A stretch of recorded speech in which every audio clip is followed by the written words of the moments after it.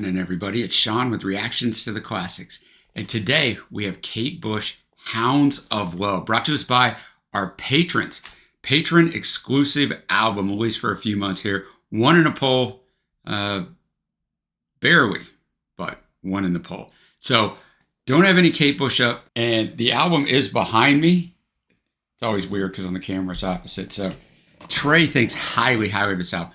I've sort of heard this album once, but not really. It's a long story and I won't even get into it. I won't bore you with it because let's get into the album. But there's a lot to it. Found a lot in research. I won't go too lengthy into it, but it is important to know it. But if you're not a patron yet, check out the Patreon link below. We run a free trial and do all kinds of cool stuff for you, including these exclusive album reactions that are up months before they are on YouTube. All right, let's jump into it. It was her fifth studio album released in September of 1985 by EMI Records. Commercial and artistic success and marked a return to the public eye for Kate after the relatively low sales of her previous album, 1982's The Dreaming. So 3 years elapsed here. It is considered by many fans and critics to be her best album and has regularly been voted one of the greatest albums of all time. It was her second album to top the UK album chart, and in the US it reached the top 40. The album was nominated at the 1986 Brit Awards for Best British Album, at which she was also nominated for Best British Female and Best British Single for Running Up That Hill. Kind of the way this happened, in the summer of '83, she began laying the groundwork for this album at her home, recording onto 8-track equipment using a Lindrum Fairlight and piano. Wanting to retain the feel and atmosphere of these early recordings, she had them transferred to a 24-track to build the final versions around once recording sessions officially began in November of '83. So it started in November of '83, didn't come out until September of '85. Following these sessions, as well as several recording sessions in Ireland during the spring of '84, Bush began overdubbing and mixing the album in a process that took a year, and the album was finished in June of 1985. The recording sessions, as I mentioned, included the use of the Fairlight CMI synthesizer, piano, traditional Irish instruments, and layered vocals. It was produced as 2 suites. This is where, I'll get into this more later, but with one side being subtitled Hounds of Love, and side 2 a 7-track concept piece, subtitled The Ninth Wave. Pitchfork, who I think they do a really good job of rating stuff, they give this a perfect 10 out of 10. In 2020, Rolling Stone ranked it as 68 on the greatest albums of all time. Pitchfork included it number 4 on the 200 best albums of the 80s. In a poll of the public conducted by NPR, it was voted in 4th place in its list of 150 greatest albums ever made by female artists. NME placed it 48 on the 500 greatest albums of all time. And in 2024, the year I'm recording this, Apple Music placed it at 50 on the Apple Music 100 Best Albums list. All tracks are written by Kate, except the Georgian traditional choral and Hello Earth and My Leg in Love. Never been this before, the music won't be in the video, but it'll be at a Vimeo link below. Click on that and follow along with us. Let's jump into it with the title track, which was a song I knew way before it became popular. I'll probably get into it in the write-up how it became popular, but popular in this day and age. Running Up That Hill, in parentheses, A Deal with God, lead single. She wrote and produced it using that Fairlight CMI synthesizer and a Linn drum machine. She was very cutting edge with that. She's one of the best ever at using that particular synthesizer. It gives a lot of things that sound that she has on here. The lyrics imagine a man and a woman who make a deal with God to exchange places. In 1985, it reached number 3 in the UK, her highest position since the 1978 single Wuthering Heights. It was named among the year's best tracks by Melody Maker. It was nominated for British Single of the Year, as I mentioned, at the '86 Brit Awards. A remix was used in the 2012 Summer Olympics closing ceremony, and that remix reached number 6. In 2022, after it was featured in the 4th season of the Netflix show Stranger Things, then this song was everywhere, right? It reached number 1 in 8 countries, including the UK. It's her only US top 40 hit, reaching number 30 in 1985, but number 3 in 2022. In 2023, it reached 1 billion streams on Spotify. It's almost at 1.3 billion now. She said the lyrics address the inability of men and women to understand each other. She imagined that by making a deal with God, they could exchange places and reach a greater understanding. It was originally titled A Deal with God, but her record label EMI Records felt this was a sensitive title and could limit its radio play. I already mentioned it was her second number 1 single after Wuthering Heights in 1978, making her the solo artist with the longest gap between 2 number 1 UK singles and the oldest female artist to achieve a UK number 1. The 37-year gap, that's how much it was, between the singles release and it reaching number 1 was also a record. All right, her brother Patty's going to play a balakula a Russian stringed instrument on here. So you got all kinds of strange sounds going on here, which gives it its uniqueness. All right, I'm going to the lyrics up as always. Thanks again, patrons. All right, obviously an iconic song. And I knew this song before it became a hit again, but I didn't know this song in the 80s. The thing with this stuff, both drum machines and obviously with synthesizers, especially how they're used and which synth it is, gives it a unique sound. But a lot of times when you listen to this stuff from the 80s, you can be like, man, this sounds dated, man. This is of a time and place. And trust me, guys, that was my formative years. I lived through the 80s. But this doesn't sound that way. This sounds fresh, right? It's just hard to describe. It's got such a unique sound to it. Obviously a fantastic song. And really the only song I know off of this album. Next up, we got the title track. Third single, 18 in UK, 12 in Ireland. Performed live for the first time as part of the 2014 Before the Dawn residency, in which the lyrics were slightly altered. I just found that interesting. She had never performed it live. She wrote this one early on at her house in the process for this album. Lyrically, the song uses the imagery of an individual being chased by a pack of hounds as a metaphor for an aversion to love. The words heard at the beginning of the track were sampled from the British 1957 horror film Night of the Demon and spoken by Maurice Denham. In September 2004, Q Magazine had it at number 21 in its list of the 500 greatest British songs of all time. Wow. All right. Wow, I see why it's so high acclaimed. Great song. Great song. Even got a cello on here. She's using two different synths on here as well. Also does not sound of the time to me. Next up, we have The Big Sky, fourth and final single, 37 in the UK, 15 in Ireland. It's about remembering some of the simple pleasures enjoyed as children that most no longer find the time for, such as spending the afternoon looking at the sky, watching the clouds take on shapes. Does anybody do that? And everybody's so busy. Technology can find us at any second of any day, man. There's some of the lost art things. All right, Big Sky. A different, unique song. The more it played, the more I liked it. I mean, I didn't dislike it at first, but, it has her brother's also playing I'm not even going to try to pronounce the word, but a unique instrument on there. Like, there's so many different layers and textures to these songs. Keep them very interesting. A lot of 80s songs, when we bring in the dreaded synthesizer where it's just one monotonous thing and you're just like, okay, man, I got it. Definitely not the case here. Next up, we got Mother Stands for Comfort. The only song on side one, which wasn't released as a single, which, if you're keeping track of the maths, as we like to say, right, The Big Sky was the fourth and final single. So there's five songs on side one. Kate Bush said about this song in a 1985 radio interview, so when it came out, well, the personality that sings this track is very unfeeling in a way, and the cold qualities of synths and machines were appropriate here. There are many different kinds of love, and the track's really talking about the love of a mother. And in this case, she's the mother of a murderer, and that she's basically prepared to protect her son against anything. Because in a way, it's also suggesting that the son is using the mother as much as the mother is protecting him. It's a bit of a strange matter, isn't it, really? Also very unique sounds here. We got Kate on the keyboards and on the piano. I like this song. I'd have to listen to it a few times. I think it's one of those that take a little while to sink in. But the content matter is incredibly interesting. Man, I told you it was about at the start, but I mean, it's an interesting thing to write about, right? She knows that I've been doing something wrong, but she won't say anything. She thinks that I was with my friends yesterday, but she won't mind me lying because, and then that chorus, Mother Stands for Comfort, Mother Hide the Murderer. So a bunch of little things like that. So pretty cool content to write into a song. Very unique. I'll go to the final song on side A. We got Cloudbusting, second single, 20 in UK, 13 in Ireland. Taking inspiration from the 1973 Peter Reich memoir, A Book of Dreams, which Bush read and found deeply moving. The song's about the very close relationship between the psychiatrist and philosopher William Reich and his son Peter, told from the point of view of the mature Peter. It describes the boy's memories of his life with Reich on their family farm called Organon, where the two spent time cloudbusting, a rainmaking process which involved using a machine designed and built by Reich, a machine called a cloudbuster, to point at the sky. The lyrics further describe the elder Reich's abrupt arrest and imprisonment, the pain of loss the young Peter felt, and his helplessness at being unable to protect his father.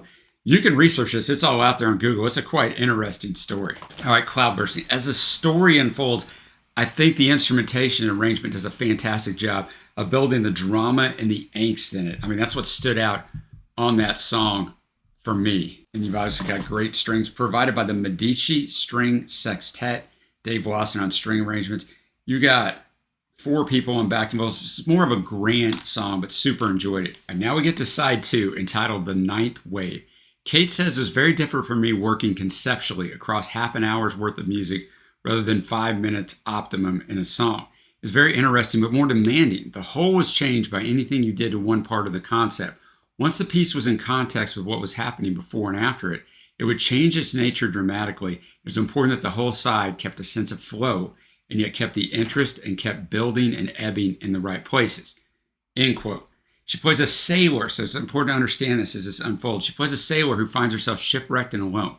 She slips into, I'm just going to kind of give you, and then I'll give you the background of it, of each song, but she slips into a hypothermia-induced limbo between wakefulness and sleep, where nightmares, memories, and visions distort her consciousness to the point where she cannot distinguish between reality and illusion. Is she skating or trapped under ice? During hallucinations, she sees herself in a prior life as a necromancer on trial. Instead of freezing, she visualizes herself burning. It's all played out through the songs, which I'll give you that idea of each song before it. Her spirit leaves her body and visits her beloved. Then her future self confronts her present being and begs her to stay alive. A rescue team reaches her just as her life force drifts heavenward.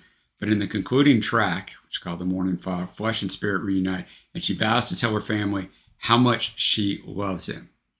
All right, we will go to song number 6, the next track, and to kick this thing off. And Dream of Sheep. I've got what Kate said about all of these songs. She said, the side is about someone who is in the water alone for the night, and Dream of Sheep is about them fighting sleep. They're very tired. They've been in the water waiting for someone to come and get them. And it's starting to get dark, and it doesn't look like anyone's coming, and they want to go to sleep. They know that they go to sleep in the water, they could turn over and drown, so they're trying to keep awake, but they can't help it. They eventually fall asleep, which takes us into the second song. So I told you at the start, I'll go ahead and quickly tell you the story. So I listened to this album over 6 years ago. This channel's 6-year anniversary is going to be in a few months in December of 2024. So I listened to this in the summer of 2018 because Trey, my co-partner in crime on this channel, had the idea that our family, me, my wife Gina, and his sister Mackenzie, should listen to 5 albums at a time and then discuss them. And that's kind of the nexus of what caused this channel eventually and birthed this channel. This was the first album I listened to. And I was like, I don't know what the hell that was. You know, because I had just listened to the same music all my life. I was trapped in, if you follow this channel for a long time, you know I never heard a full Beatles album or Zepp album or any of that stuff. I knew songs by them, but very few on like Zepp or anybody really but the Beatles. So I was much more closed off musically. So when we got to this second side, I'm just like, that's weird. I didn't go look up what it meant or what she was trying to take us through. So I would imagine I'm going to have a different outlook towards it now since I'm much more sophisticated in my music listening, but we're about to find out. All right, that song was gorgeous. Loved it. Just Kate's fantastic voice and piano and a little bit of acoustic guitar and some sound effects, but took you to that moment, a very literal interpretation. Now we go to Under Ice. Kate said it's the dream that the person has. They're skating on ice. It's a frozen river and it's very wide everywhere and they're all alone. Doesn't appear to be anyone else there. As they skate along, they look down at the ice and they can see something moving underneath. As they skate along with the object that's moving under the ice, they come to a crack in the ice. And as it moves under the crack, they see that it's themselves in the water drowning. At that moment, they wake up into the next song, which is about friends and memories who come to wake them to stop them from drowning. But we got to get through this song first. Okay, not as beautiful as the last song, but it's not supposed to be, right. It's building that angst. Now we got Waking the Witch. It's the first in a series of 3 songs about the hallucinations experienced by the woman as she slowly freezes and runs out of oxygen. The 3 songs appear to follow a past, present, future pattern, with Waking the Witch representing the past. Kate said, as they wake up and surface, they're coming out of the whole feeling of deep subconsciousness. One of the voices tells them there's someone there to see them, and here in the water is a witch finder. This is a sort of nightmare they're having. This monster figure is basically trying to drown them, trying to see if they're innocent or guilty. If they drown, then they're innocent. If they don't drown, they're guilty. They'll be drowned anyway. It's the trial of this girl who's in the water, and all she wants to do is survive and keep her head above water. This song was written through a guitarist, Alan Murphy. The track would have had the wrong feel with a keyboard instrument. All he had to work with was the drum track, and I tried to hum and point patterns out. Everything he came up with sounded great. We spent the day building up the guitars, then built vocals, Fairlight sequencers over the top. Thanks for that, Al. Okay, Waking the Witch. Arrangement, definitely angst-ridden as it should be. All these different voices, it puts you in the place when you understand what the song's about.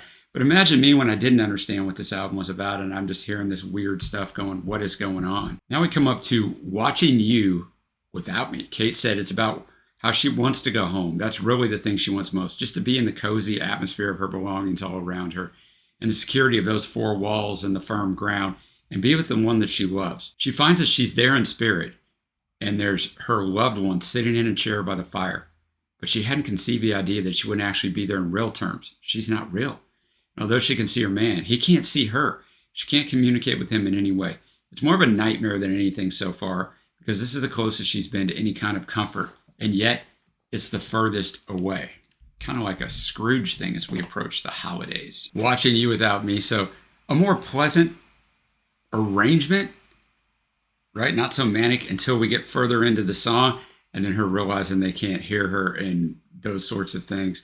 But more of a, I guess I would say catchy in there. There's a double bass in there. There's a lot of different things in here. But, well done as we take this journey. We got 3 songs left on this journey. We got Jig of Life.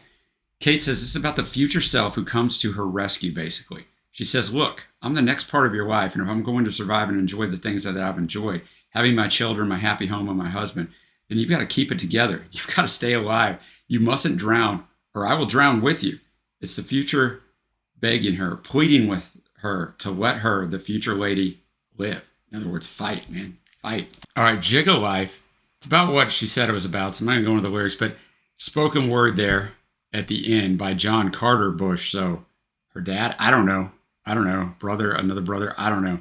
I haven't looked to see who he is, but, living up to the Jig of Life, right? It's more upbeat, and it's got all kinds of unique instruments on it. It's got a bouzouki, a bodhrán, fiddle, whistle, violin, Ulinean pipes. I mean, it's got everything on here. So it shows you the diversity and what everything she'll go through, not just to build everything into a synthesizer, which isn't easy to do by any means, but also to bring the actual instruments in as well. All right, we got 2 songs left. We got Hello Earth. Not only is it the longest in the suite, but it's the longest song on the album.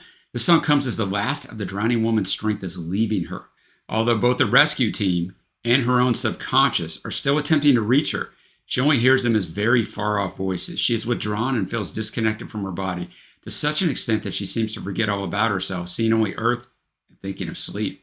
There are Gregorian hymns played throughout the piece that give the feel of a funeral procession. But it should be noted that Kate has said that the character from the Ninth Wave does not die, which is evidenced by the last track, The Morning Fog. Even if the character does not die, she is clearly on the brink of death.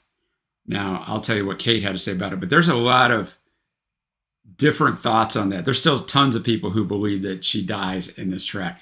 Kate said this is a point where she's so weak that she relives the experience of the storm that took her in the water, almost from a view looking down on the earth, up in the heavens, watching this storm start to form, the storm that eventually took her and has put her in this situation.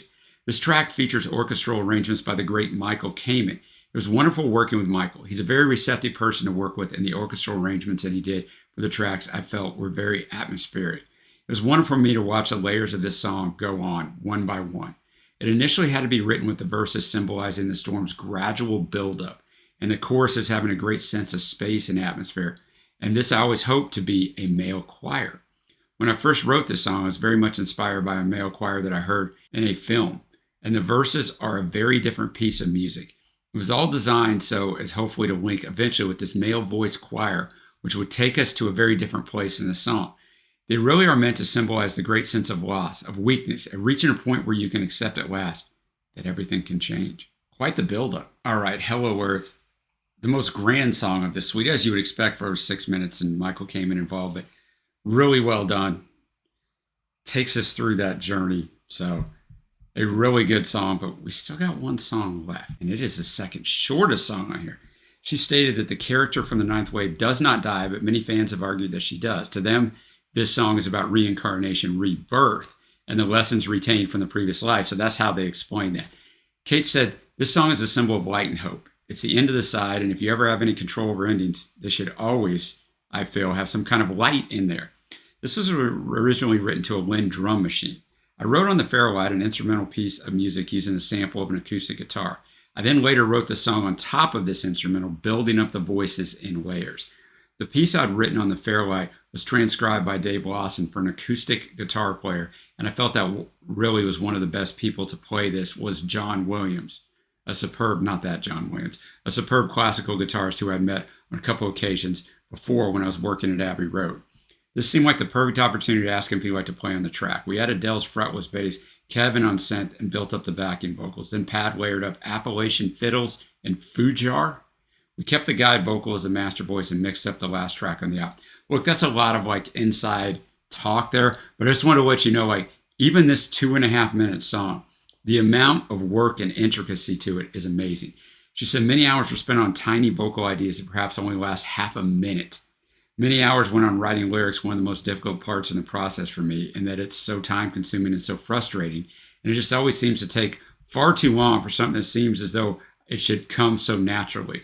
One of the difficult things about the lyrics is that when I initially write the song, perhaps half of the lyrics come with it, but almost more difficult in the other half to make it match. Then it would be perhaps to start from scratch, where, for instance, you might have just hummed the tune, or where in some cases I wrote them as instrumentals, and then the tunes were written over the top of this. Many times I ring up Patty, her brother, and ask him to come over to the studio immediately to bring that string-driven thing, to hit that note and let it float. So I just thought that was a good way to end this, to let you know kind of the creative process that went into this album and how agonizing in a lot of ways that was. All right, The Morning Fog, a fantastic way to end this album. The layered portions of it is just very, very beautiful.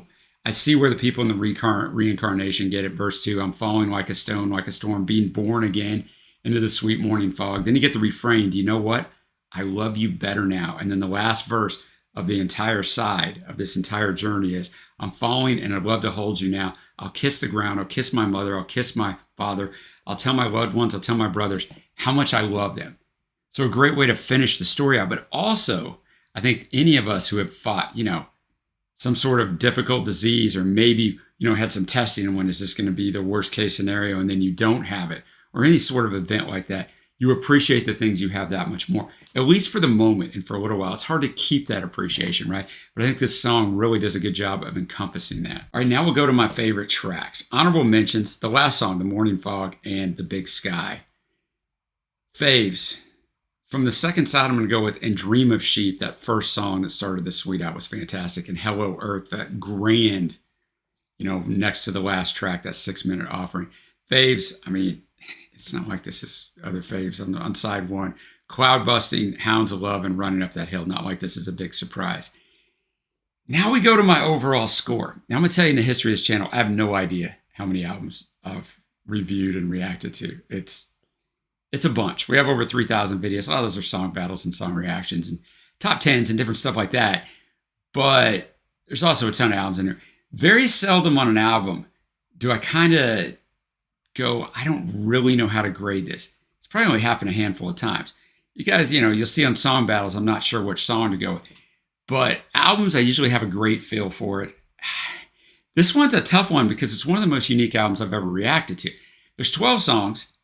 7 of them make up the 9th wave, that second side, which is a concept. So it's like over half of the album is a concept album. And then the first 5 songs are all either pretty good or fantastic. So it's interesting because on a concept album, you can say, how well did they land the plane? Because a concept album, a lot of times, is more a piece of art than it is a piece of music. It's kind of a hybrid, but this is both things. And so it's really difficult on first listen for me to know what to grade this thing. I guess on first listen, I'm going to be at I still don't know. You guys know me, I don't give really high grades usually, but I'm going to be at a 9.0 on this. Could it go up even higher? Yeah, it could. And it's going to all come down to listening to that side 2 on repeat and going through that journey, right? It's a lot to take in initially, like, okay, this is what this is about.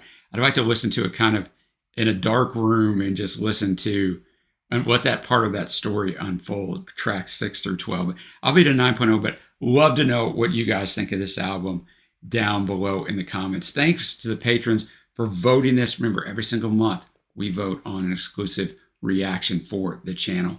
Thank you guys for watching. Like I said, let me know what you think of this down below. And until next time, guys, I will see you.